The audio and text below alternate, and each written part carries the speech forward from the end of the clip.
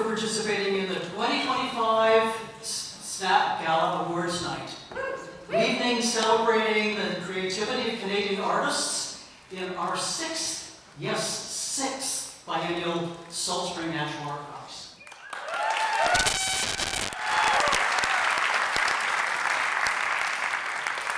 So tonight's celebration takes place on the traditional territories of the Coast Salish peoples. Multiple First Nations, including the Cowichan, Gustafson, Tseo, Sartlet, Capuchin, Malahat, and the Seiko.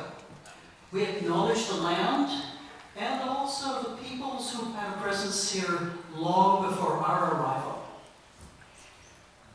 My name's Joan, and I have the privilege, and I'm delighted to launch this evening's awards ceremony as chair of the board for the Society.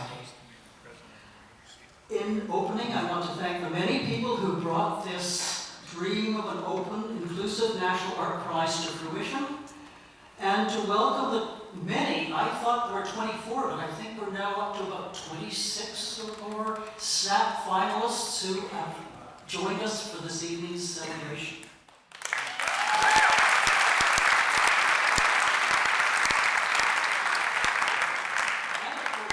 Many of the past artists in this audience as well, and other local artists. But I particularly want to recognize the passing of Joan McConnell on September the 30th. Joan was our founding patron, a fierce advocate for the arts on Salt Spring, and those of you who know Joan understand the word fierce. She was a person who could not attend an exhibition without purchasing a piece of art, and she was pivotal in launching SNAP. So, Joan, you are sorely missed, and not just because of your voracious appetite for art. But you're going to hear more about Joan later on in this evening.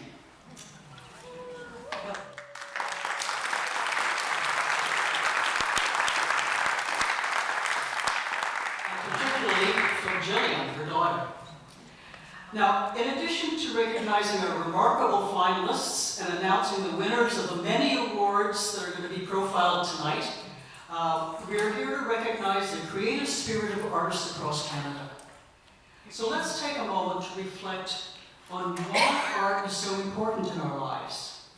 The lives of artists, the lives and education of our youth, and the lives of those of us who are enriched by the creative work of the artists, but who are not artists themselves. I collect, but I certainly don't see myself as an artist. So art's many different things to different people. But to me, four things stand out. First, it's a vital mode of communication. It's a unique mode of expression, allowing us to convey complex emotions and ideas that words might not be adequate for. Art acts as a collective memory of society. It records, preserves for future generations the knowledge of our existence, helping us understand who we are as a society today. Art stimulates and challenges, and it's not always comfortable. It causes us to think more deeply about our ideas, our emotions, and our values. Art is transformative. It has the ability to alter perceptions and catalyze change. It can shape, influence, and reflect society. Change opinions, and ideally, I say ideally, in this current confusing and chaotic world we live in, maybe it will instill values across space and time. We can hope. We can't place a monetary value on art or on culture, because culture is the very essence of a healthy and vibrant society. It'd be unthinkable to have our lives without art. So tonight we celebrate art, we celebrate artists, and we remember what Joan McConnell said 2 years ago at that last SNAP Gala. A life without art would be sad. And she was eloquent. Now, to introduce your host for the event, our MC, Stephen McNeil.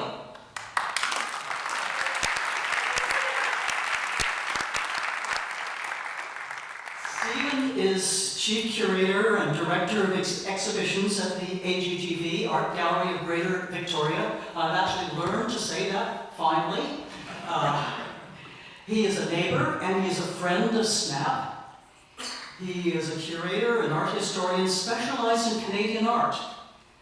He's worked throughout his career to frame historical Canadian art through contemporary lenses. He's previously held curatorial positions at the University of Toronto, the National Capital Commission, and the National Gallery of Canada. He's worked on a number of exhibitions and installations focused on historical Canadian art, including Emily Carr, New Perspectives on a Canadian Icon, an exhibition that was co-organized by the National Gallery and the Vancouver Art Gallery. So, Stephen, the floor is yours.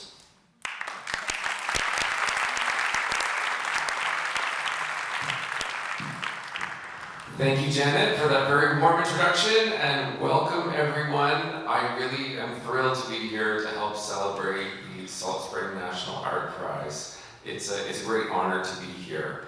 I want to point out, I think it's a really extraordinary thing that it has officially been 10 years since the Salt Spring National Art Prize was founded in 2015.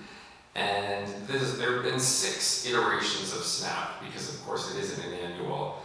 And I want to commend all the artists and volunteers who worked hard to make this prize such a momentous event in the Canadian art scene. Let's all give a round of applause for the artists. I think that's important.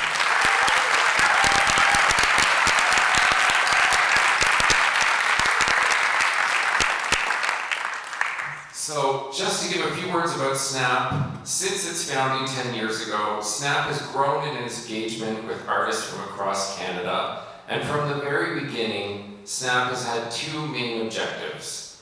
The first one has been to advance public appreciation of the visual arts in Canada by producing exhibitions that include art from across this great country.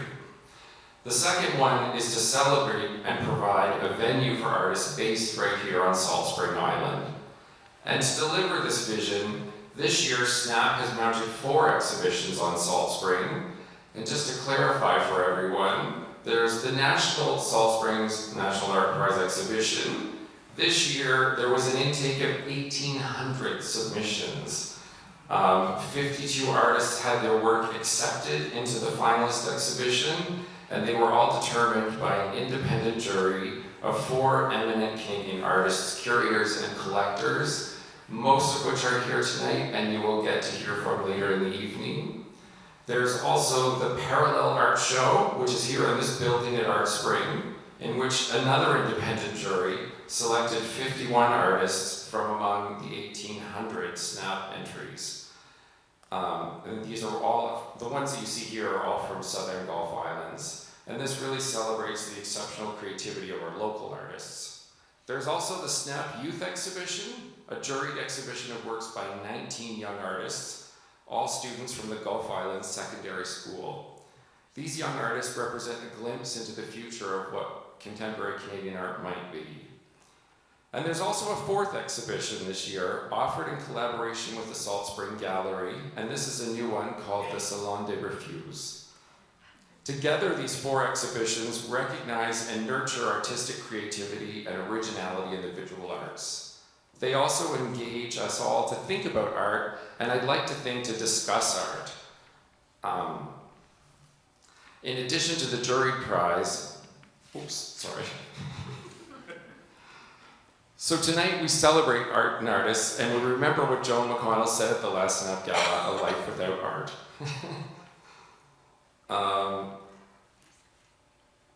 Let's see. We have had many artists to celebrate this evening, and to give you an idea of the sequence of events, we'll first celebrate the winners of the Parallel Art Show and the SNAP Youth Exhibition. Just to give you an idea of the sequence of events, we'll then break for a short intermission and then reconvene to celebrate the artists from our flagship celebration, the Salt Spring National Art Prize. So let me begin by introducing the individuals who will be participating in the first half. And when I mention your name, please stand up to be recognized. So in addition to Janet Hallowell, President and Board Chair of the Salt Spring National Art Prize, we have SNAP Board Member Sandy Heath,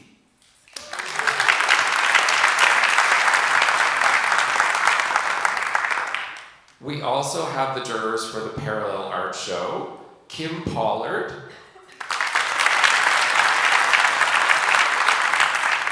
Kim is an artist on Pender Island, and we also have Alexandra Montgomery.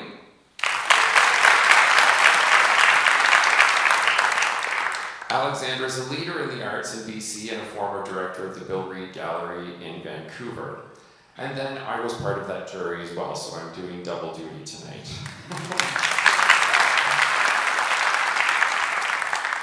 And I'd like to call out and acknowledge the Operations and Exhibitions Manager for SNAP, Zoe Zafaris Casey. It was amazing work.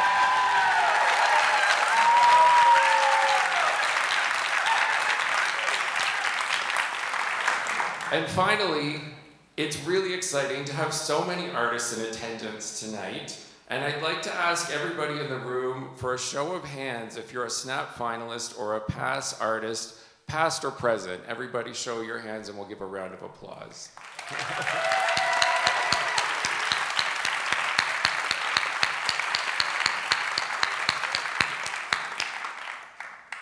So without further ado, we'll start what everyone's been waiting for, the reveal of the awards. These have been kept a closely guarded secret, so there's lots of surprises to come tonight.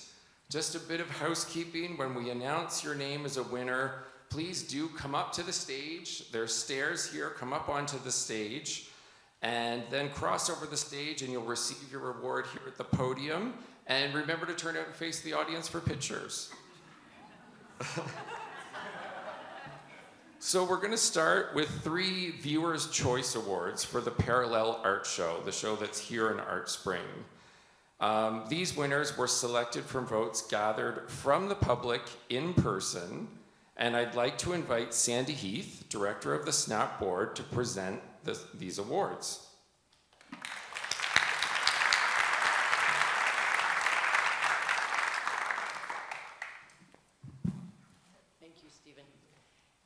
It's such a pleasure to be here this evening. I've had the opportunity to sit the shows. I know you don't want to hear from me, but I'll be brief. Opportunity to sit the shows and watch, and as in previous years, you're always saying, which ones are they gravitating around? Thank you. Is that helpful? Okay, thank you. Which ones are they gravitating around, and where will we end up? So I'm thrilled to be here this evening to be part of this and to present the Viewers' Choice Award. So, are you ready? So, this is for the Parallel Art Show, and we're starting with the 3rd prize award. Now, that's 3rd out of 51, so pretty good, eh? Don't you think? I think that's pretty good. Those odds are great. Okay, so, you ready? So, the 3rd prize award, donated by the Renette Foundation, some of you may be familiar with that foundation, as I am, goes to Catherine Jenkins. Woo!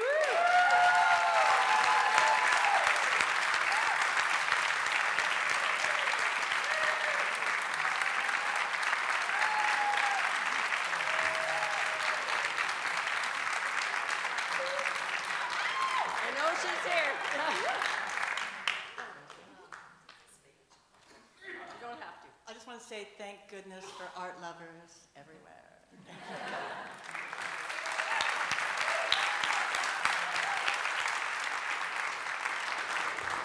I had a wonderful conversation with Catherine this evening about her piece that she has in this particular show and some of her plans for future pieces, so I encourage you to take the opportunity. It's very exciting. Okay, so 2nd prize.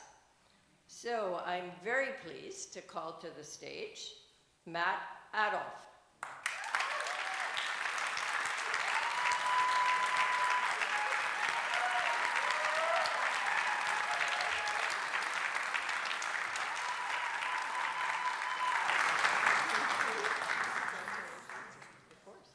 I just wanted to dedicate this to my wife and all the strong women in my life that informed who I am for that piece today.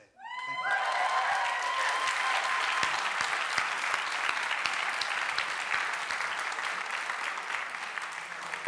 Thank you. No comment.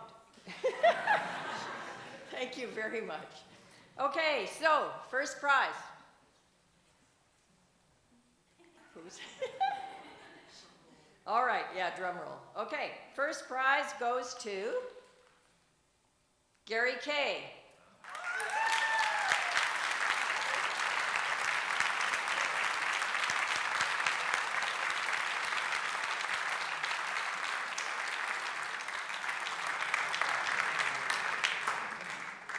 We're making it difficult for you, Gary. You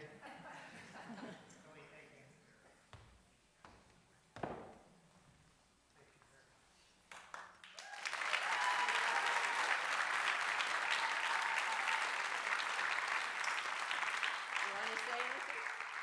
Thank you all very, very much. I don't know what else to say. That's perfect. Thank you.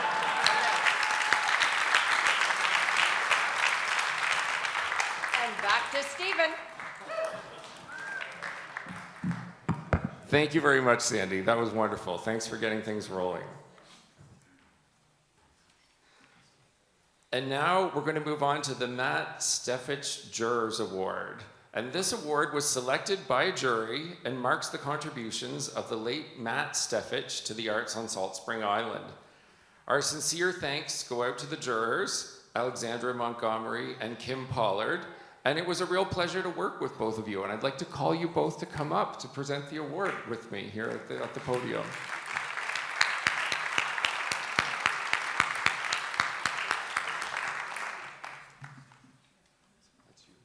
Do the honors. So the winner of the Matt Steffich Jurors' Choice Award for the artwork On the Table Lorraine is Jeanette Sirois.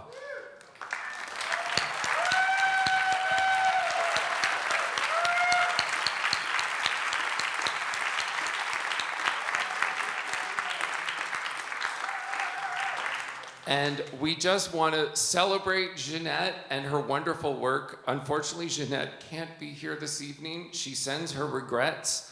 But I do want to say that I was part of this jury, and it was honestly, it was a real challenge for all of us to pick one work among all of them.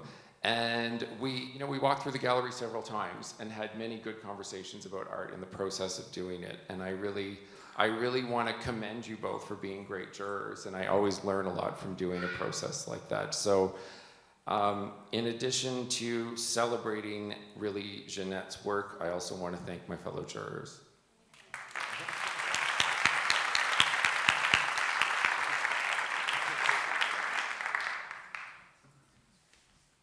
All right, that brings us to the youth exhibition finalists. And so I'd like to call to the stage Ron to come up and present the youth exhibition finalists for the SNAP exhibition.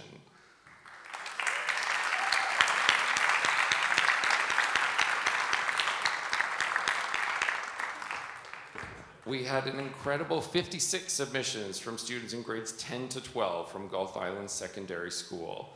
And I'll let Ron take over from here. Of course, they've chosen a person that can't pronounce a name.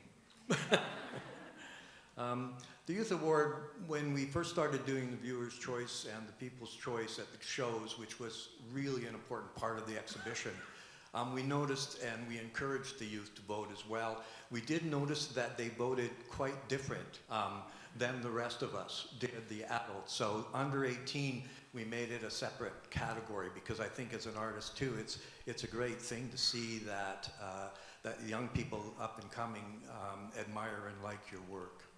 So I have no idea who the winner is. That's written down. Hmm?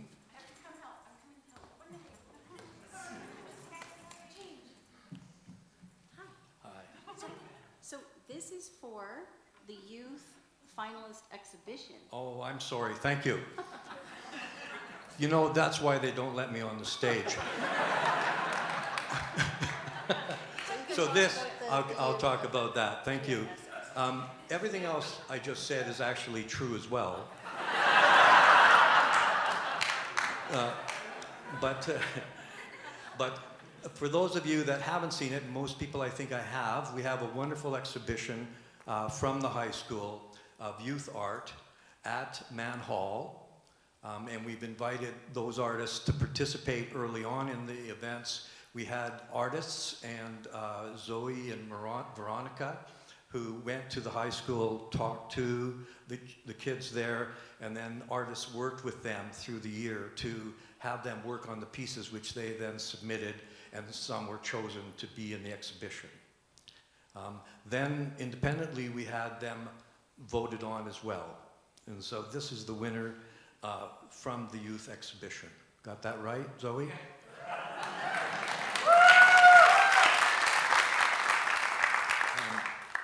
Well, I'll get the name wrong now.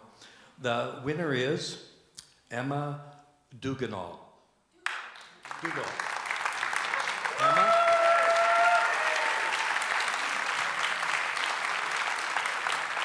Is Emma here? Okay, Emma's not here. The award itself is a $100 gift certificate from Dragonfly, our art supply store here, and a continuing sponsor of our event. Okay, thank you.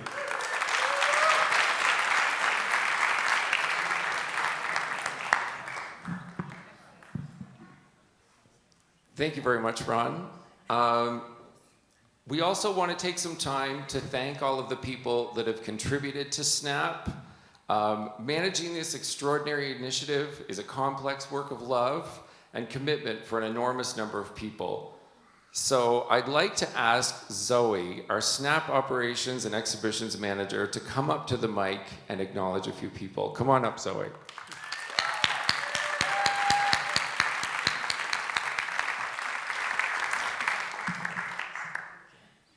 Hello, again, and welcome. I will be very, very brief because we're all anxious to see what happens. But really, I want to thank first our artists. Thank you. This world is so much better with you. I also want to thank the board members of SNAP who keep this going and keep us excited about everything. I want to thank the patrons, the sponsors, the donors, the people that keep this show alive. And we have them listed behind me, lots and lots of people who are important. I'm shaking, I'm so excited. Please continue to support the prize. It keeps the dream alive. Joan's dream, the board's dream, Ron's dream as the founding director. So it's all very important. And thank you to the volunteers without whom we would really be in trouble. Many of whom are artists. Thank you to all of them. They show up, they do everything with us, and they make it a beautiful place to be. And if I've forgotten anyone,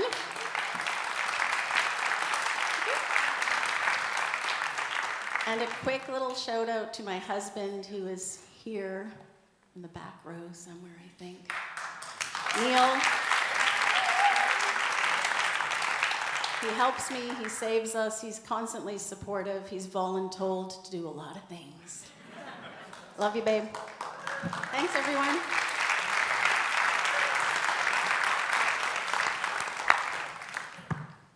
Thank you, Zoe. Appreciate that very much. So right now, we're going to take a brief intermission, and we're going to switch the folks on the stage. And when we all come back in about 15 minutes, right, Zoe?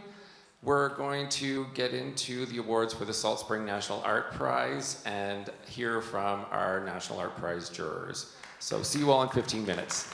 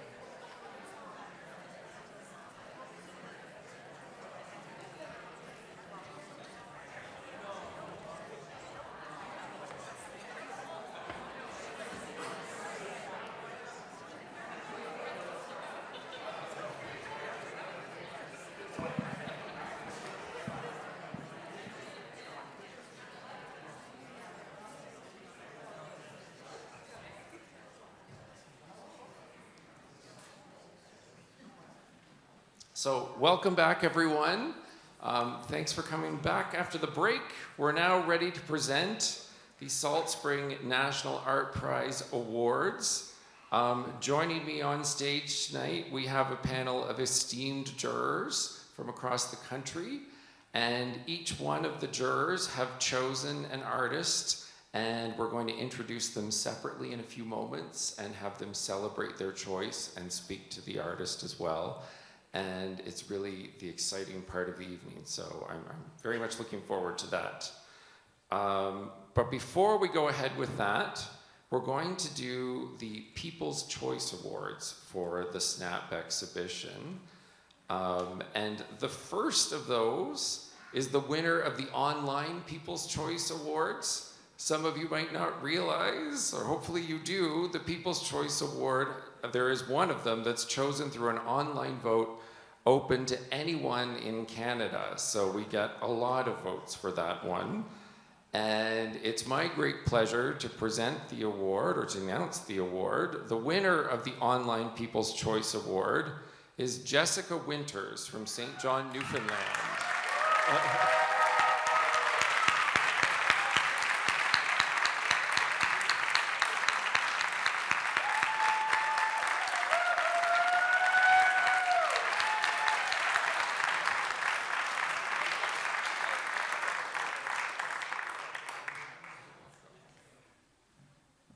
Would you like to say a few words, Jessica? Hi, everyone. Thanks so much for having me here. It says St. John's, but I'm from Makovic, Nunatsiawit. Yeah, thank you all. I've had a really warm welcome here. Thank you to the jury.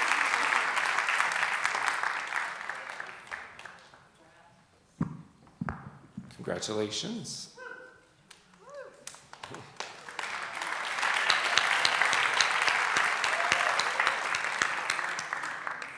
We also have a People's Choice Award that's voted in person at Mann Hall.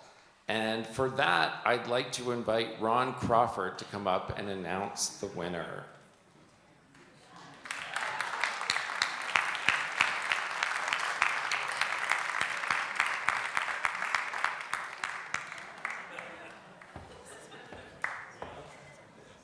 This is the one. They just don't learn, you know?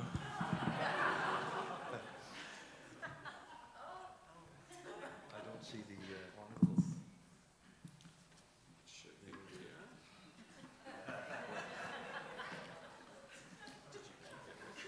Turn around, it's on the screen. Well, it's right here if you want to read. Okay, thank you. Okay, the youth vote. This is sort of like a repeat of my first. And so in case you missed it.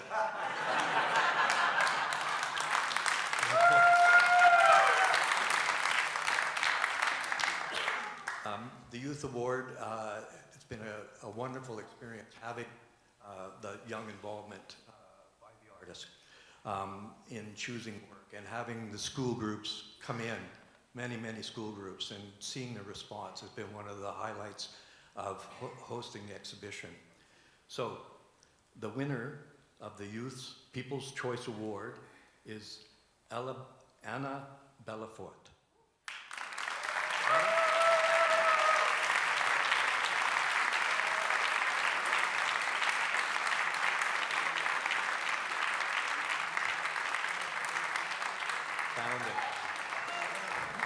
This is Anna's second Salt Spring National Art Prize to be involved with, and she's visiting us all the way from the Netherlands. Congratulations, Anna. Thank you so much. Wow, to get the youth vote, I love that. I love that. Seeing so many people who love maps, and that young people are loving maps on paper. Fantastic. Thank you.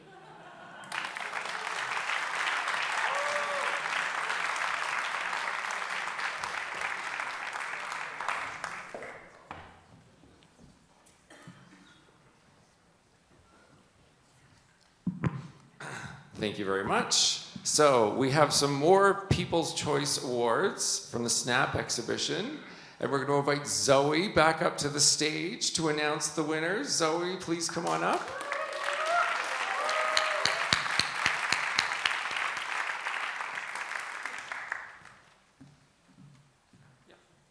We have papers. We have papers. Hello, again. Okay, this is really exciting. And being in the show for 3 weeks and watching people come in and gravitate from one piece to the next and whisper and chat. And sometimes I got them to share who they were voting for. A lot of times they wouldn't share. It was very secret. I think we should just get into it, yes? Do it. You don't want to wait a little longer? We could have some karaoke? No? Darn. Okay, so the People's Choice Award third prize goes to Raul Mendoza Aspiri.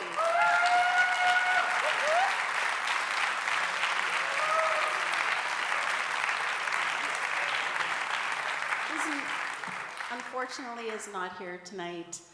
It was definitely one that we had a lot of great conversation about. He attended our fabulous fiber art panel discussion and is charming, and I'm very excited.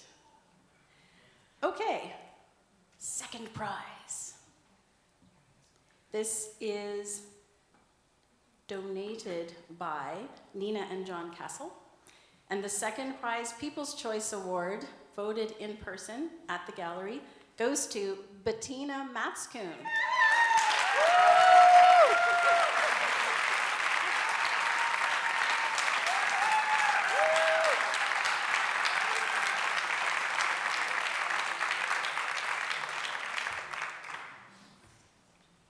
Hi, Bettina. Congratulations. Would you like to say a few words? Thank you.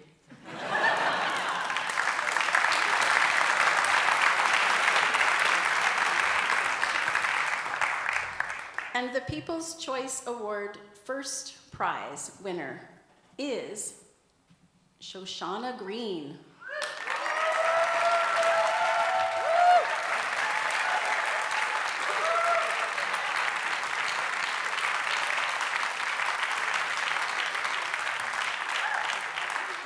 And I spoke with her briefly today, and she wasn't able to make it down here. It's quite a journey.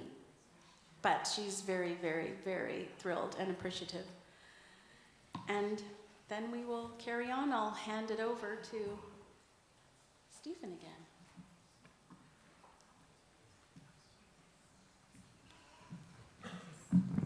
Thank you, Zoe. So, we are approaching the big part of the evening.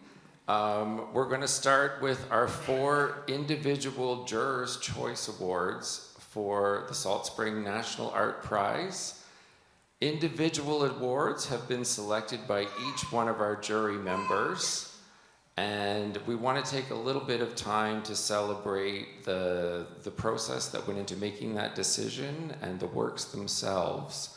So it brings me great pleasure to introduce someone I have great respect for, and someone that I have wanted to spend time with for a long time, and I'm happy to say we've sparked a great friendship this weekend. And I want to introduce Murray Egan, who is the curator of contemporary art at the Rooms Gallery in St. John's, Newfoundland. Murray was previously the curator of the Confederation Centre Art Gallery in Charlottetown, Prince Edward Island, where she was a founding member of that province's artist-run center collective. This town is small. Murray has curated more than 100 exhibitions. She's a busy person, individually or as a co-curator, including the nationally touring retrospective Mary Pratt and Mary Pratt, This Little Painting at the National Gallery of Canada. And that was that institution's first solo exhibition of an Atlantic Canadian woman artist. Quite a milestone and a remarkable thing to think of. Murray holds the position of president of the Atlantic Provinces Art Gallery Association, and she's written for publications including Border Crossings, Sea Magazine, Canadian Art, The Globe and Mail, Visual Arts News, and Inuit Art Quarterly. And she has lectured nationally and internationally. Murray is going to be presenting the award sponsored by the Wetstein family. So I'm going to invite Murray to come up to the podium now, and please give her a round of applause. Thank you so much. It's just been wonderful. It's been a gift to be here in this beautiful place, but to have these wonderful conversations with my fellow jurors, and to meet so many of you. I've been walking around just like looking at the trees, because in Newfoundland they're so small. But I am very pleased to announce my choice for this wonderful prize, and that is, and I'll say a few words after this, Dylan Luchuk from Victoria, BC, for his book, One Brick at a Time.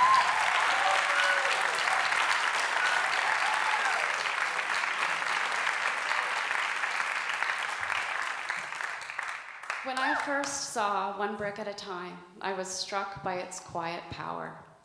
A single brick wrapped in thread with care. It becomes something far greater than itself. Dylan Luchuk transforms an object of protest into an act of remembrance and of gratitude. They take something heavy, even ordinary, and turn it into an offering. This work honors those who came before, the people who loved fiercely so that others could live more freely. The brick becomes a symbol of protest, yes, but also of building, of gratitude, courage, and community. It reminds us that resistance and tenderness are never far apart. But what moved me most was the humility.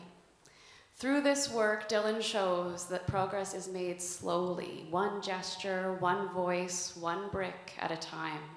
It's a reminder that our shared story is still being built. Congratulations, Dylan. Your work holds both strength and love, beautifully intertwined. It carries memory forward, and with it a gentle yet enduring hope, something we desperately need to guide us through, especially now. Congratulations.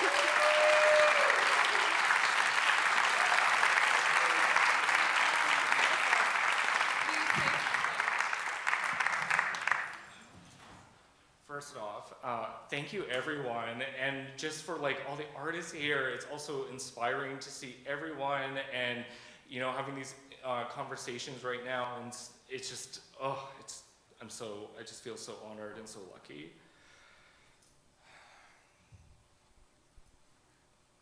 So the work began with a brick, a symbol of resistance. In 1969, that brick marked a moment when enough was enough. As a queer person, I think often about my queer ancestors. Growing up, I didn't have any visible queer elders to guide me. Most were gone due to violence, discrimination, and the AIDS epidemic. We stand together across generations to fight against erasure, to ensure our stories, our love, and our resilience are never forgotten. Now more than ever, our trans siblings are at their greatest risk. It is our responsibility as a community to rise, to fight back against this oppression in all its forms. True community means showing up with love, with courage, and with action. We will not be silent. We will continue to create, to take up space, and to honor those who came before us. So I just want to say thank you.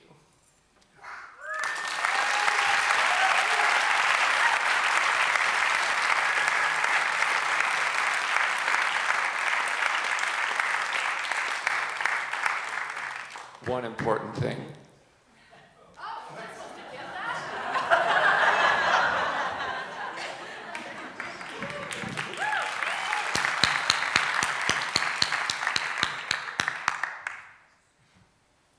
So next up, we're going to have the award that is a juror's choice that was chosen by Heather Igliorte. Dr. Heather Igliorte can't join us tonight, and she sends her regrets, but she was an integral part of the jury. Dr. Iglesias is an Inuk Newfoundlander and is the Canada Excellence Research Chair in Decolonial and Transformational Indigenous Art Practices at the University of Victoria, where she is a professional in the Visual Arts Department. There, Heather directs the nationwide Inuit Futures in the Arts Leadership Project. Heather has been a curator since 2005 and worked on more than 30 curatorial projects nationally and internationally, touring exhibitions, permanent collection exhibitions, festivals, and public art installations. Her curatorial work has been recognized by the Natition Foundation with the Award for Curatorial Excellence in Contemporary Art, and she has served on many advisories, councils, and juries. She is the current president of the board of the Inuit Art Foundation and was the first Indigenous person in Canada to be awarded a Royal Canadian Academy of Arts Medal for her services to Indigenous art and artists.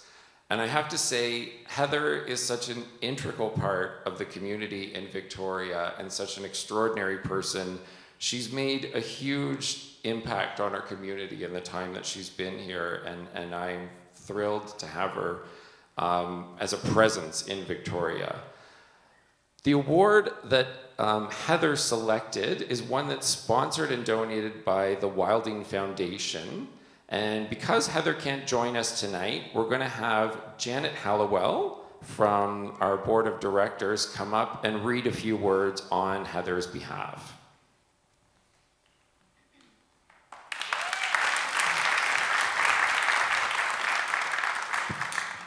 Thank you, Stephen.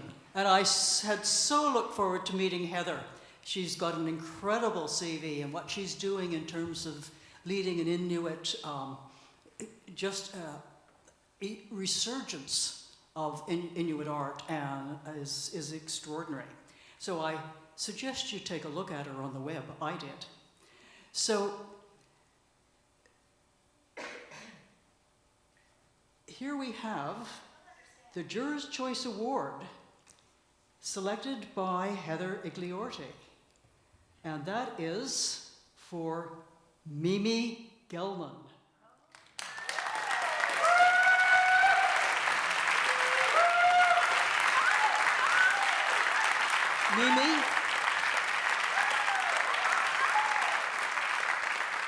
Mimi is, you may come up while I give you Heather's words, but Mimi is the artist responsible for the Travelers. She is from Vancouver, BC, and it's an extraordinary piece of work. I'm sure most of you have seen it and realize just how incredible it is. So Heather's comments. Wish I was here. Thank you for sharing my remarks this evening. I am so sorry I'm homesick instead of celebrating with all of you. I feel very fortunate to have been able to award this Jurors' Prize to Mimi Gelman for the Travelers. I selected, and the jury agreed, that this is an exquisite sculptural installation made with great conceptual rigor, merging cultural practice with material innovation. The deep care and incredible attention to detail evidenced in the creation of these two medicine garments embody the reverence of the artist holds for her ancestors and for future generations. I extend my heartfelt congratulations to all the artists in the exhibition, and a huge thank you to the organizers for including me in this exciting process. And she wants us to take pictures.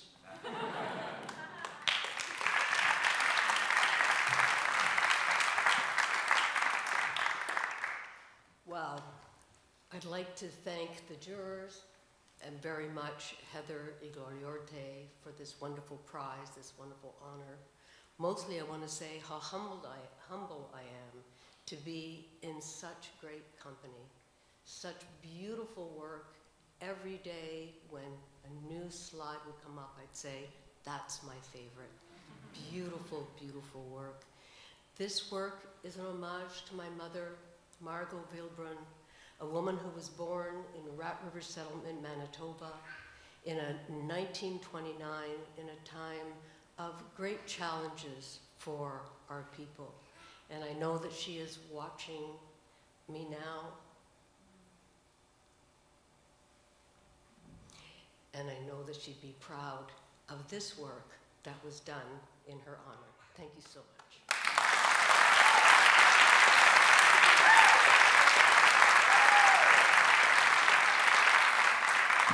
Don't forget.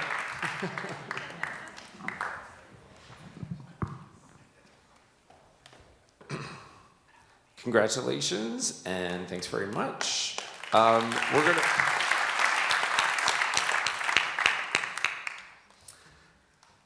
For the next award, I want to introduce someone who's well known to all of us. It's a great pleasure to have in this room Sarah Milroy with us tonight. Sarah Milroy is the Executive Director and Chief Curator of the McMichael Canadian Art Collection in Kleinburg, Ontario, which is Canada's only museum devoted exclusively to Canadian and Indigenous art.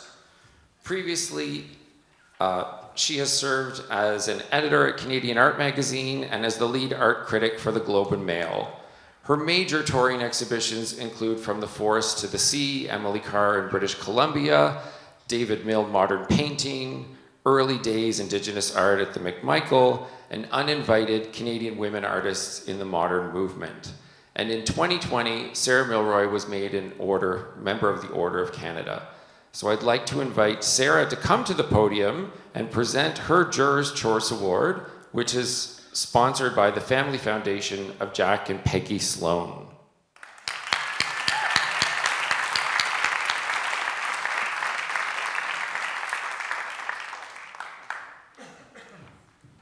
Thank you so much. And just to echo Marae's statements, we've had such a wonderful time here as jurors. It has been, we don't normally get pampered like this in our daily professional lives, and the hospitality has been extraordinary, and the beauty that we've found, the meaning that we found in the work that we've seen, and of course the landscape itself. I'm a BC girl myself, grew up in Vancouver, ended up somehow in Toronto with my two sisters, and we're still trying to figure out how that happened, but it is always wonderful to come home.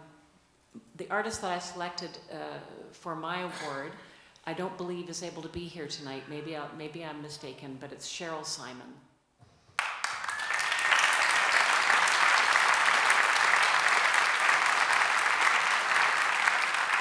Cheryl's from Dartmouth, Nova Scotia, so a maritimer. And you know, I don't know if any of you took a fancy to this little jellyfish the way that I did, but it brings together two Mi'kmaq techniques, a black ash splint basketry, which is a very precise and challenging craft, and porcupine quill work. Cheryl's mother was a quiller, and I think it came down through her family, and she's actually been instrumental in reviving this skill in her community. It was originally, of course, a traditional way of both carrying cultural knowledge in basket making and cultural belongings for the Mi'kmaq people. It then became a skill that was deployed for trade goods sold to settler folks, making boxes and chair backs and so on. And then finally, through the work of people like Cheryl, it has been unleashed to once again become a form of artistic cultural expression that is simply in its own sake, for its own cultural meaning, is not tethered to any purpose in particular, except to make us think deeply. And I think what I love about this work, in addition to its formal ingenuity, is the way that she gives such life to this creature. It is a very simple little sculpture in a way, but it has this way of like shimmying just a little bit. Like it looks like it's, if you ever watch jellyfish or octopus underwater, they have a very distinctive kind of diagonal way of getting around. And just through a few deft moves in making this object, she's been able to carry the liveliness of that creature. As if all of this accomplishment on Cheryl's part is not enough to wow us, this woman also teaches law at Dalhousie University. She's a specialist in constitutional law, and she offers courses in how we can better understand human justice issues as well as constitutional issues through the lens of quill work and traditional work with cultural belongings. So a huge spirit, a huge intellect and cultural leader for her people, and indeed for all Canadians. So I'm very happy to announce that we'll be acquiring this work for the collection at the McMichael. We are thrilled. We've been watching Cheryl's work for some time, and she is just an extraordinary part of our artistic community in this country, and it's my great honor to be able to give her this honor. So thank you so much for listening, and I wish she was here.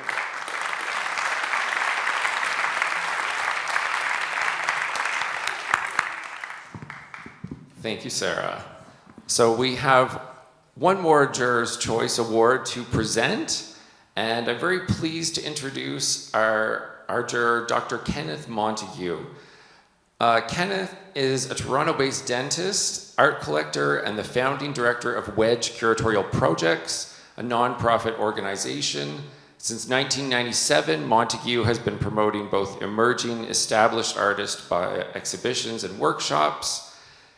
His focus is African, Canadian, and diasporic art, which he also showcases in his widely owned Wedge collection, or his privately owned Wedge collection, excuse me. Montague has served on the African Art Acquisition Committee at Tate Modern, as well as the Photography Curatorial Committee at the AGO. He is currently an AGO trustee and an advisor to the Department of Arts in Global Africa and the Diaspora. He is also a trustee of the Aperture Foundation and a recent member of the jury for the Scotiabank Photography Award, Canada's largest photography prize.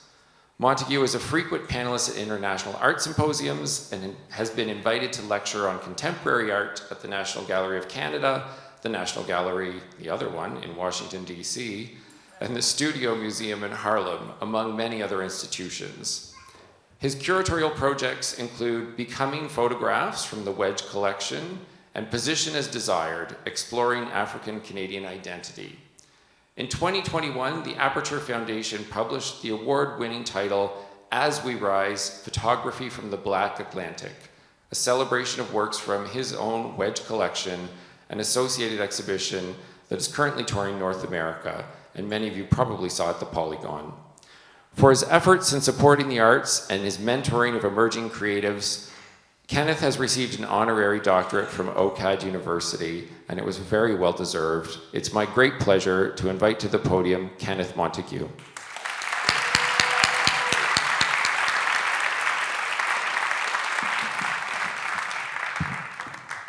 Wow. Very thrilling for me to be here, and I want to say a big thank you to Ron and to Zoe, who worked so hard to put this all together and to organize our trips. And in my case, I brought my family, so a big shout out to my lovely wife Sarah, to my sons Eli and Theo, who are over there.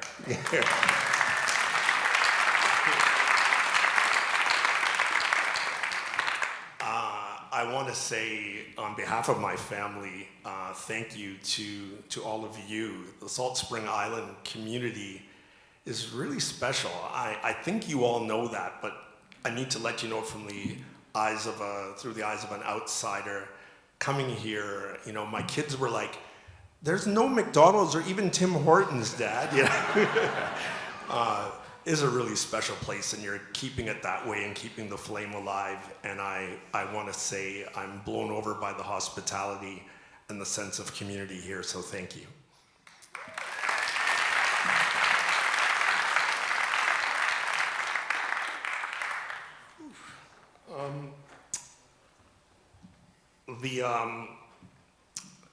My Juror's Choice Prize goes to an artist from Ottawa named Yomi Orimaloye. Oh, Yomi's here.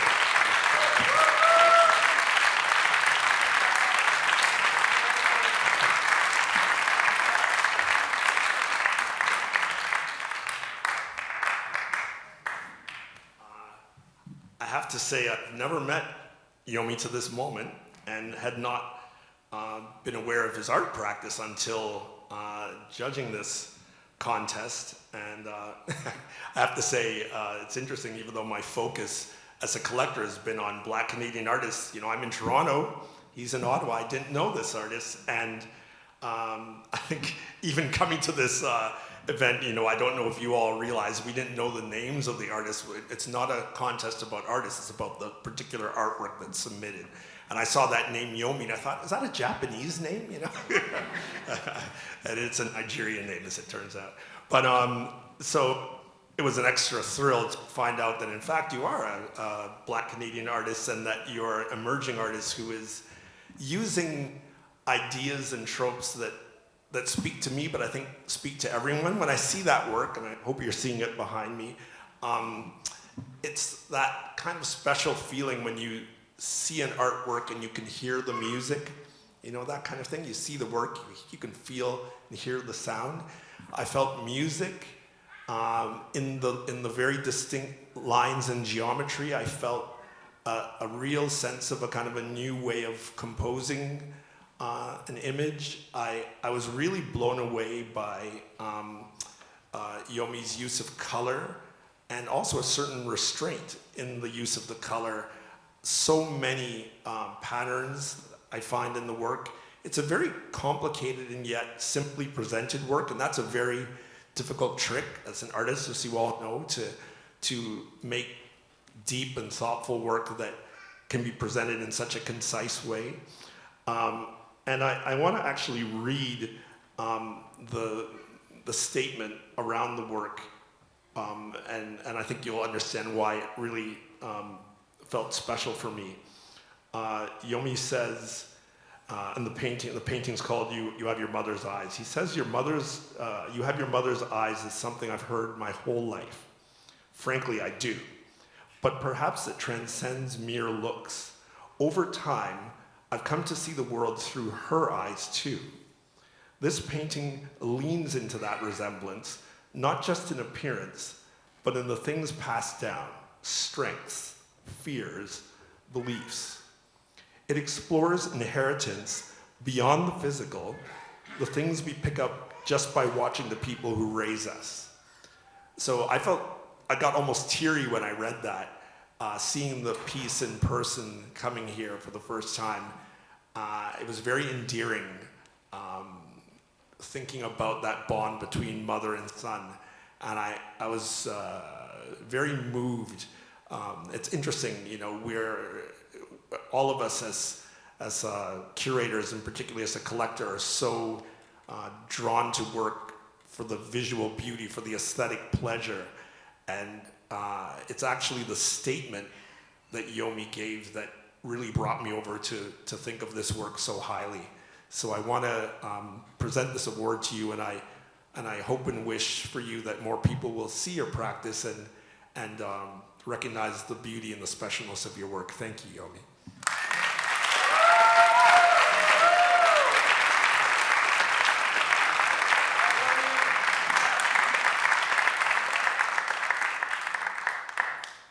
So Yomi is actually a Japanese word as well.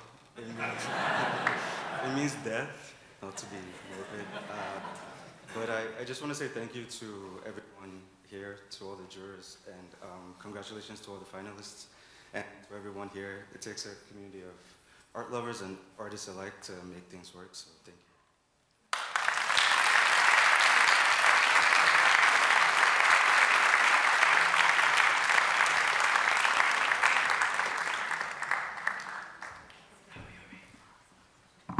Congratulations, Yomi. That brings us to the very exciting part of the evening, or it's been exciting all along, but we're getting to close to the end is what I meant to say there. Let's see.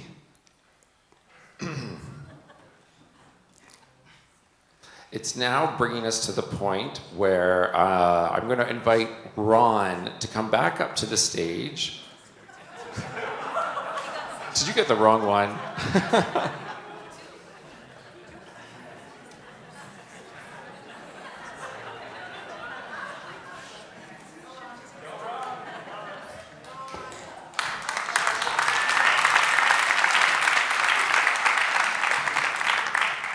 Ron is going to introduce someone very special to Salt Spring, and I'm going to pass the mic over to Ron to speak about the intigus of the John McConnell Award and the importance of John McConnell to this night.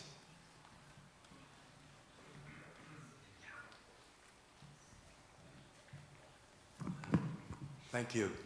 I wish some of us here, or a lot of us here on the island, know or knew Joan, and I wish very much that she was here to speak on her own behalf, because she was such a good speaker, and she always really inspired everybody.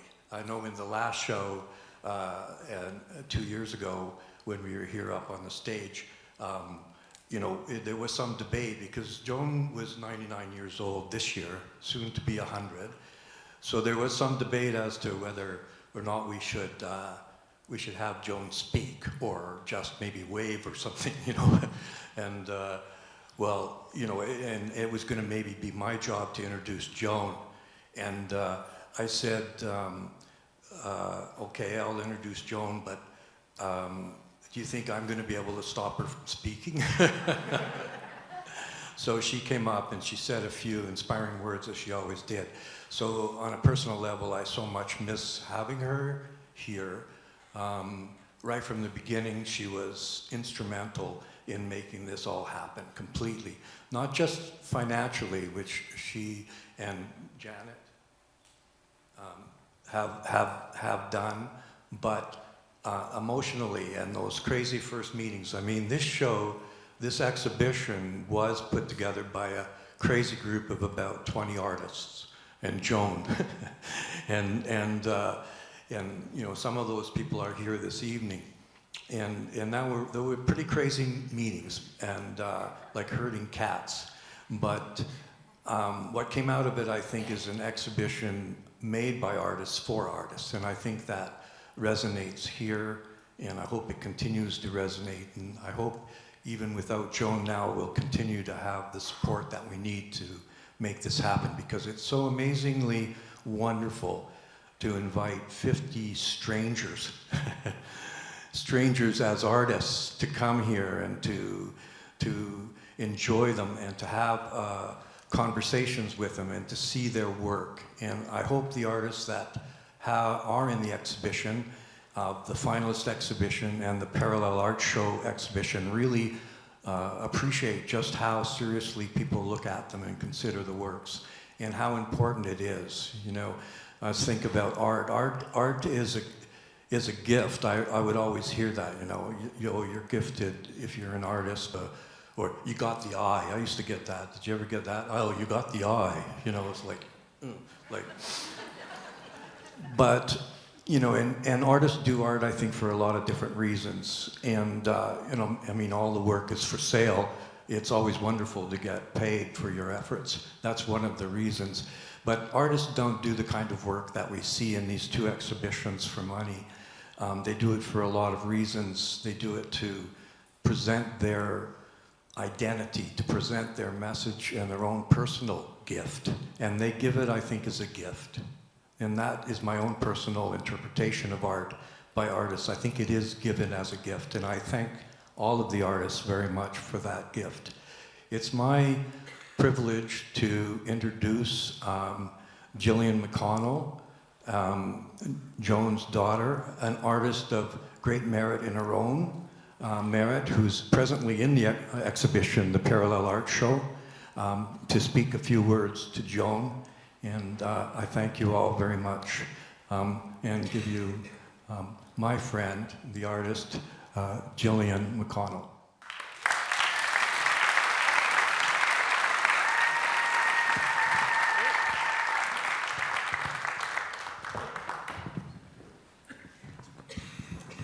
Thank you.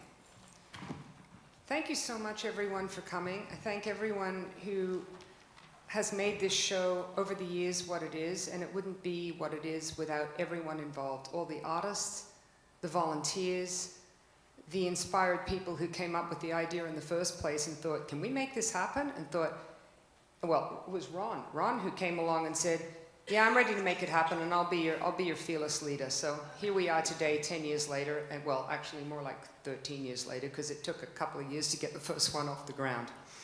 So I just want to say a few words about my mom. And she gave a speech here 2 years ago. Quite frankly, I had no idea what she was going to get up and say, because she already was getting vascular dementia. And I'm like, oh my God, I don't know what she's going to say. And she got up here where I stand now, well, slightly over there, but here we are 2 years later. And she made the most beautiful speech, heartfelt speech about how much art matters. And the very last thing she said in that speech was, make art, not war. And never has this been, well, maybe it has over the years, maybe wars never end, which is the problem. But she's always been against war. And I just wanted to speak a bit about how life experience brought my mum to become the person that she was, who would want to be one of the people who got this whole thing off the ground. And my father used to make a statement, I just loved it. He said, you know, your opportunities in life, maybe your potential in life, partly is formed by when you were born, where you were born, and to whom you were born. And my mother had the fortune to be born to a really lovely couple. She was born back in 1926 in Orange, New South Wales, Australia, which was a country town. Her father was a merchant. He ran a department store. And they had such wonderful ethics, her parents did. They believed in the arts. My mother grew up in a house that actually had original art in it. Music, they had a beautiful piano, which one of my cousins has, that still has the candelabra holders in it because it was made before there was any electricity. And she grew up in a house that had all of these things in it, lots of books. And it just sparked her imagination. But she was also born in the aftermath of World War I. And she told me that she could remember when she was a very young child, she would get taken to the Anzac Day Parade. That's the Australian and New Zealand Army Corps. And the Australians and New Zealanders fought in the Gallipoli campaign in Turkey, which was horrendous. And they'd go to the Anzac Day Parade and she'd watch all these broken soldiers, but heroes marching or attempting to march. And she realized at a really young age that war is not glorious, it's inglorious. And the damage it does to so many innocent people, including the soldiers, who are pawns for someone else's gain. And she got a sense of that there's something really wrong with this, and it's something, she got a sense of social justice at a very young age. And then, when she was 3 years old, the stock market crashed. And her father, because he was an amazing man, did not lose his business, nor did he ever have to lay off one of his staff all through the Depression. He managed to keep his business going because he believed in looking after people. And during that time, of course, there were a lot of people who were unemployed. And unemployed, destitute men would come to the door and ask if they could have a meal in exchange for doing some chores. And my grandmother and her two maiden aunts, my two maiden aunts, great aunts who lived with the family, never turned any one of them away. They would just to preserve their dignity. They would have given them a meal anyway, but to preserve their dignity, they would give them some chores to do, and then give them a nice hot meal, and they'd sit on the back step to eat it. And my mother, being about, I don't know, 3 or 4 or 5, was curious about everyone and everything, and she'd trot up and sit down beside them and start to chat to them, and her mother would come out and say, "Joan, leave the poor man alone, he's trying to eat his dinner." So she was most upset because she never got to have a chat to these gentlemen. And then at the time that she became an adolescent, that was the time that Australia entered World War II. So no sooner she's out of her childhood and we're back into a war. And she told me how she could remember, all the rationing. My mum actually told me when she was living in Sydney as a young woman, and in those days everyone smoked. But you couldn't get cigarettes easily because they were rationed. So my mum used to go around, they used to have public ashtrays on the street back in those days. And she'd go around to the ashtrays, and when no one was looking, she'd pick up all the cigarette butts, because there were no filtered tip cigarettes, right? There was tobacco left in the end. She'd pick them all up and go home, and she'd take all the tobacco out and roll cigarettes. And I said, "Did you have, cigarette papers?" And she said, "No, I had to use airmail paper." And I said, "Oh, shit, Mum, how did that taste?" And she said, "Oh, they were god-awful, but at least it was a smoke." She also remembers, though, during the war, she'd go back to Orange. She was living in Sydney by the time she was 17 or 18. But at home, she'd be helping her father, who was a warden during the war, building an air raid shelter in the backyard, because they were under threat of Japanese attacks during the war. And in fact, Sydney was under a brownout for several years because the Japanese did actually, they bombed Darwin in early 1942, and later that year, Japanese submarines came into Sydney Harbour. And so she said, you know, the threat of like, what's going to happen to us was very real, and it was there every day. But she had a lot of joys in her life too, and she told me that she remembered when she was about 3 or 4 years old, they had encyclopedias in their home, and she was very excited. She couldn't read yet, but she'd go through the encyclopedias looking at all the beautiful pictures, and she came across one of Michelangelo's sculpture of David. And she said, in that moment, I fell in love with that, and she said, I vowed, when I grow up, I'm going to go and see that sculpture.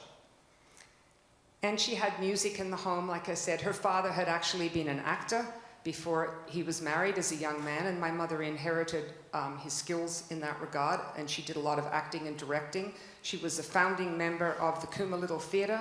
That's the town I was born in New South Wales. That started in 1955. She acted in and directed several plays, and that theatre group is still going to this day. They celebrated their 70th anniversary this year, and my brother Malcolm took a whole bunch of black and white photographs that were taken of the plays and donated them to the theatre group.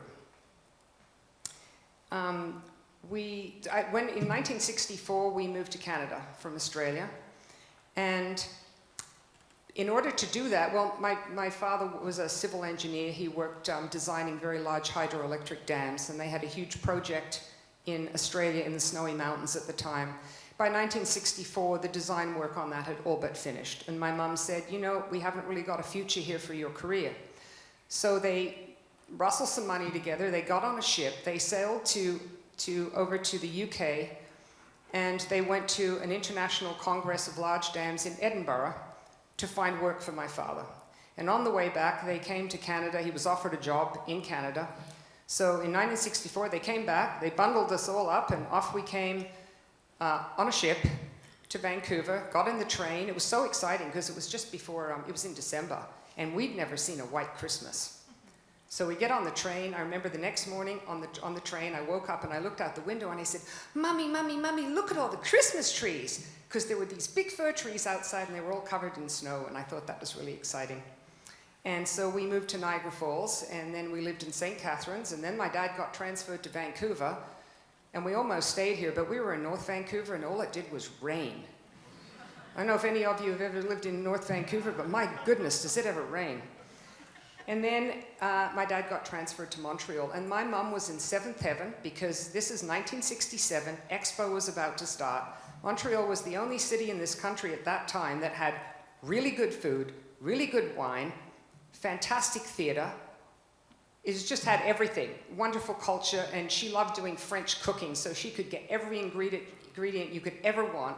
And we had the patisserie and the boulangerie and the charcuterie, and she was very, very happy. And then in Montreal, she joined an organization back in the early 70s called the Thomas More Institute, which used the Socratic method of teaching, which really brings out people to think about things and ask. Their motto was, ask not what is the answer, but ask what is the question. And through that organization, they used to do fundraising every year, and their major fundraiser was an art show. My mom used to go and volunteer at these art shows, and she'd be sitting the show.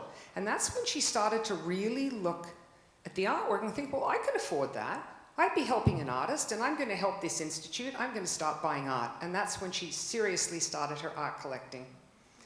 And then after that, she got so excited about going back to learning again because she'd had to end her degree back in Sydney during the 40s. She did go to university then, but she had an altercation with a horse that was going to go over a fence with her on the back. And she had to make a decision. Do I go over the fence with the horse and not know what the hell is going to happen then, or do I just slide off the back of the horse? So she decided to slide off the back of the horse, which resulted in breaking her back. And she was in a plaster cast. This is, I know she was about 20, from up here, all the way down to the pubic bone for about 9 months. She said, God, it got itchy in there. So she finally went back to university in the 70s in Montreal, to Concordia, got credit for all the studies she'd done in Sydney, and she completed a degree in political science. Because another thing that was instilled in her by her parents was a belief in human rights and social justice. And so she did her degree and she specialized in international development. She very, very much cared about how there are certain countries in this world where the people in those countries get exploited for the benefit of very wealthy people on the other side of the planet who don't care about any of those people, who bust their guts in mines and are treated very unfairly, have their land taken away from them, are abused, tortured, all of these things. And so those things, I think, came together, those important things about social justice and caring for your fellow human being, along with her love for the arts, was just really important to her. And that's why she was inspired to just she always wants to help artists, because that's a way of supporting people. As artists, as you all know, it's really hard to make a living as an artist unless you've got some part-time job on the side or a side hustle of some kind. And she always wanted to support those people who really need that kind of help. And that's what got her to get involved in this. The little secret to how it all happened was my parents were part of an organization called the Sydney University Graduates Union of North America, and they used to go to conferences every year. My father passed away in 2000, but in 2007, that conference was at Queen's University in Kingston, which is my alma mater. I did my BFA there, graduated in 1980, and my eldest brother David did his engineering degree at Queen's. And so it was at Queen's that year. I said, oh, great, Mum, I'll come along, this will be fun.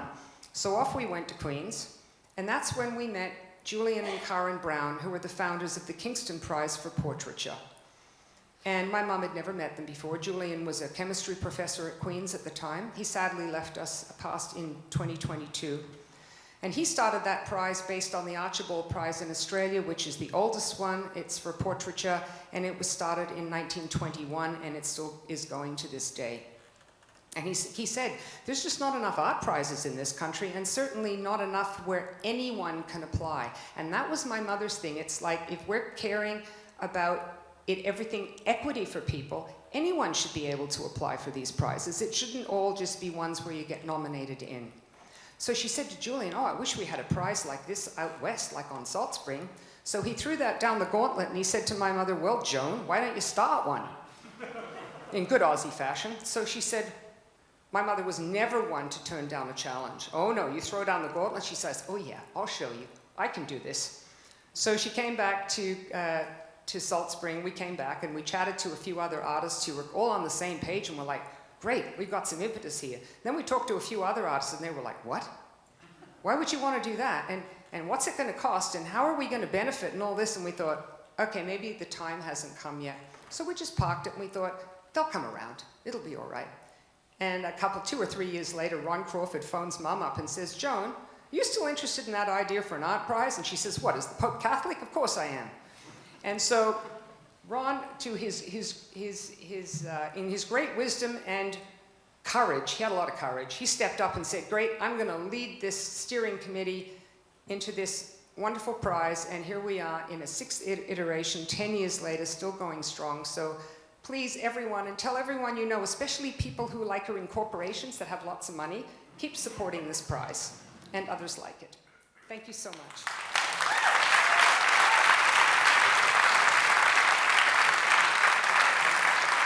By the way, this is my brother Malcolm, who didn't go to Queen's, but he went to Carleton, and he's an architect, and that's okay.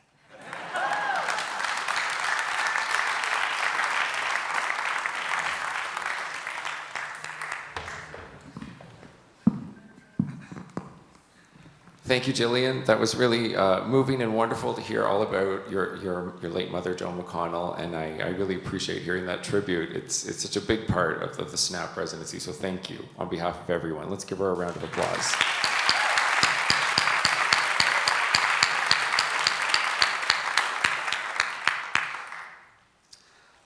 We have an award to give away right now, which is the SNAP Residency Prize winner. This is a very exciting reward. It means the artist who wins it will get to come and do a residency here on Salt Spring Island in May of 2026. And as we have all discovered who are visiting here this weekend, people get treated really well here on this island. So I am very pleased to announce that the SNAP Residency Prize is awarded to Colleen Meiji from Okotos, Alberta.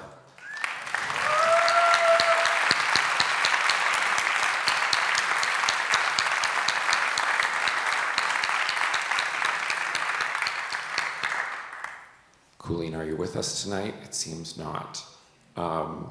She is going to be the very lucky recipient of a residency here on this island in May 2026, so keep your eyes out for her, and I must say that is a highly coveted prize. I'd like to invite our esteemed president, Janet Hallowell, to come to the podium. This is the moment we've all been waiting for, to announce the winner for the Salt Spring Prize, the Joan McConnell Award. And this is the one that's been chosen by all of our jurors here on the stage, as well as Heather, who can't be with us. So we'll have the award announced, and then we can have a quiet moment to speak with each of the jurors about their selection process. Thank you.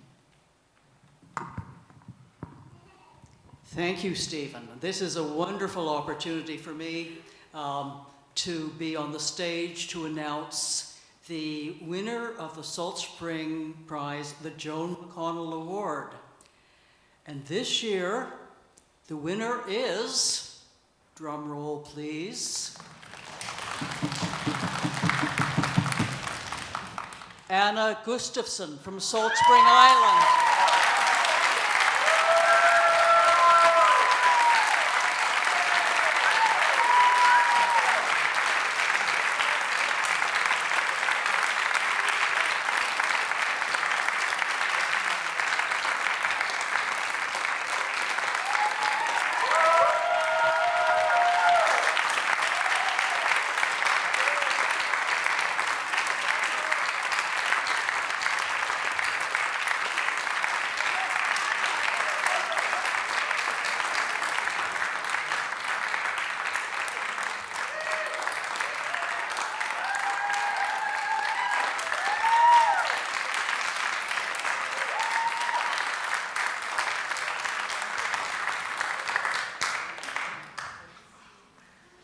So Anna, congratulations. I have known you for so many years now, and I've just admired your work so much.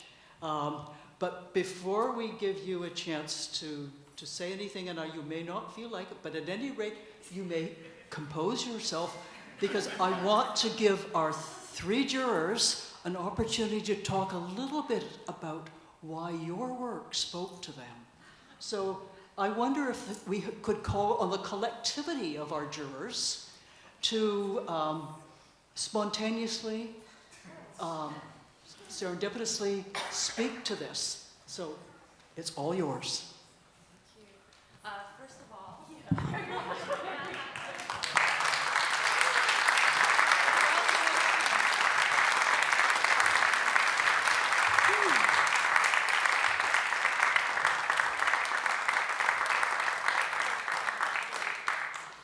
there are some works that you need to feel your way through. And that's Anna's work. It is deeply cerebral, deeply intelligent, and deeply felt. And that is really all I wanted to say about it. I mean, it's thinking about what Janet said earlier, art is a form of language. And your work explores, embodies a way of thinking about language, a way of storytelling, a way of identity that is a deeply intelligent use of materials. This work was a knockout for us, and we're so happy to be able to give you this prize.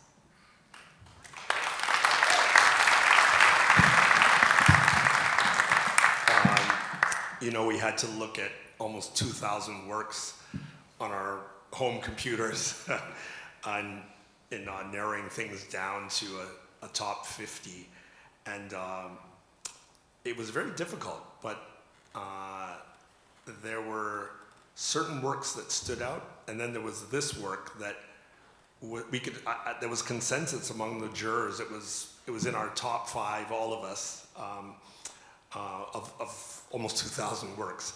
There's a clarity about this work. Again, we're not knowing anything about the artist or anything about just an image of a work and a statement.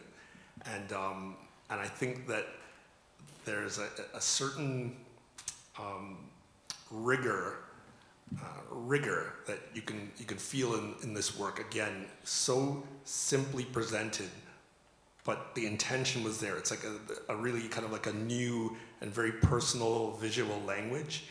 And again, we were all so moved by the work and how it stood out for its utter brilliance. So we're really happy to give this award to someone who was super deserving. It was fantastic to then find out that this was the first Salt Spring Island artist to win the Salt Spring National Award.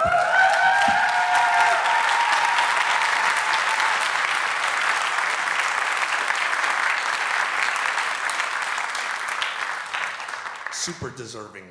Love to you, Anna.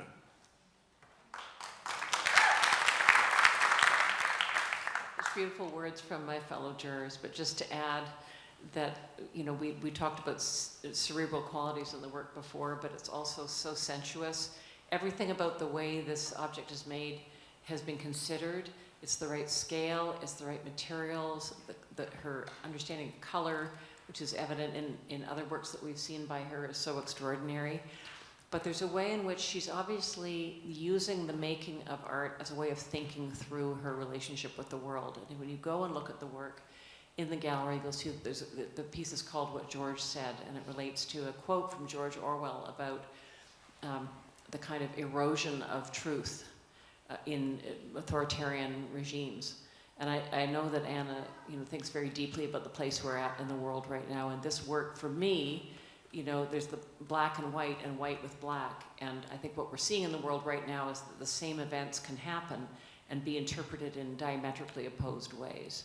And the polarization of our interpretation of the world is deeply dangerous. The middle ground, there's no gray here. It's black or white. And I think, you know, the other quality of it that's so compelling to me is that it does feel like a kind of writing, like a kind of secret writing, or like the back of an old quilt that your mother might have made, where you see missed stitches and you can see the work being venerated as the thing itself.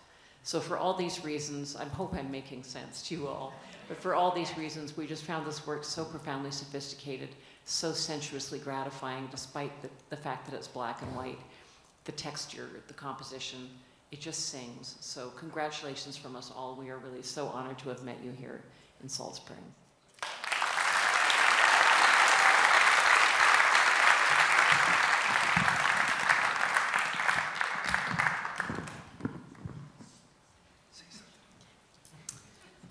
So this is not the way I am used to communicating, that is. But I have to say a few words of gratitude, first of all, of course, to the jurors for seeing the work. Thank you. And also to the McConnell family, to Joan and to Ron and to Janet Halliwell and everyone, and Zoe, everyone who has been instrumental to make SNAP possible right from the beginning. We live beyond the periphery of the art world. We are so blessed to live here. This land, this island, the ocean, and the community is what makes it possible for us to do this work. But it's so difficult to get the work onto the mainland and into the art world. And SNAP is a vehicle for us to embrace. It's a two-way street. Thank you to all the artists who have entered and are part of the show. And we are so honored that you have come to our home to share your stories with us. Thank you.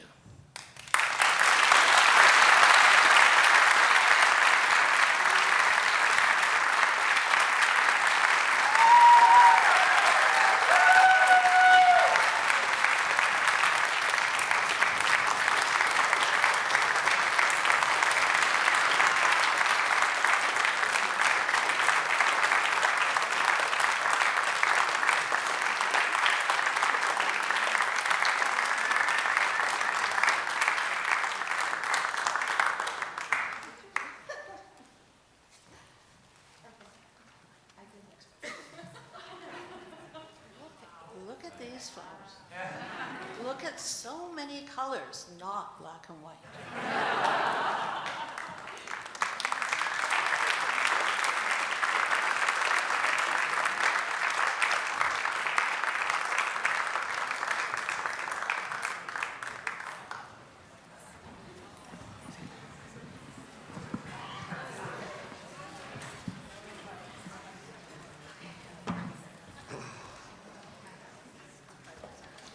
Congratulations, Anna. That was very moving and so well deserved. It was really a magical moment for all of us here tonight. One more round of applause for Anna.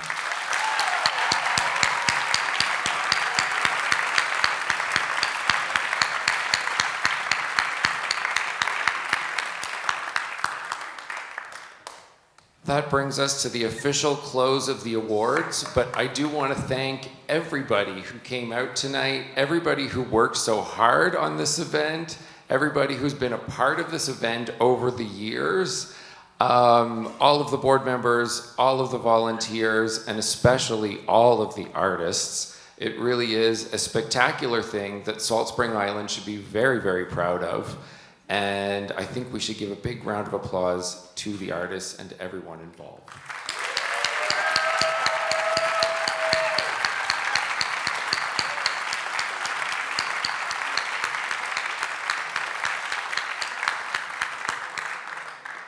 And before we adjourn, I want to invite Janet Hallowell to come back up to the podium and give a beautiful closing remark to the ceremony and speak really to the spirit of this award. So I'll hand it over to Janet.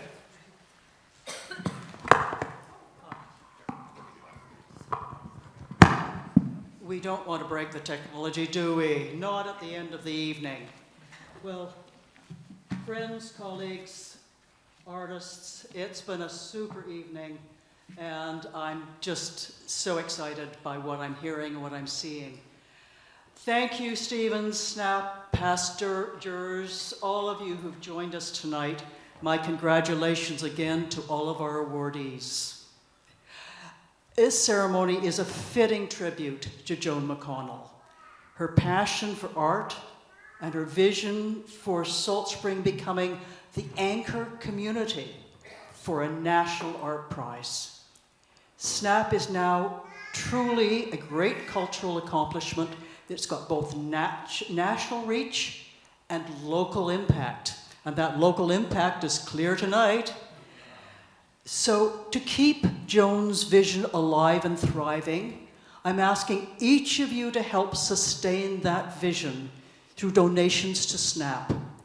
I am and will continue to be a major patron of this extraordinary initiative. And I'm asking you to join me in sustaining Joan's vision through your donations according to your means. And I know many of the artists do not have that much in the way of means. But maybe your friends can be brought into the fold. SNAP representatives will be at the desk in the gallery to take your donations and pledges. And I look forward to talking with you about SNAP and how we can move it forward even more effectively in the future. So in closing, I just invite you to join us all in the gallery. The bar will be opening. You have a chance to mingle, to talk with our artists, and to exchange comments on all of the artwork. Thank you.